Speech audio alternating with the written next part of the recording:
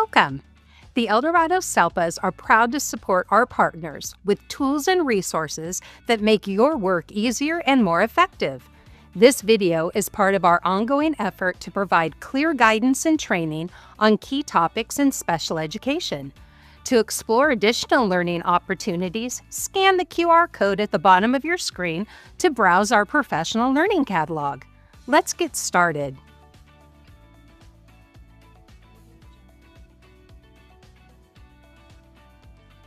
From the Students tab on the navigation bar, select Exited Students.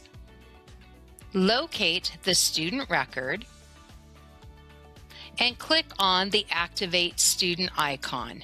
Confirm that the student will be marked pending and click the green Save button. Thank you for spending time with us today. If you found this video helpful, be sure to like and subscribe so you don't miss further updates, tutorials, or trainings. On behalf of the Eldorado SELPAs, thank you for your continued partnership and for the work you do to support students with disabilities every day.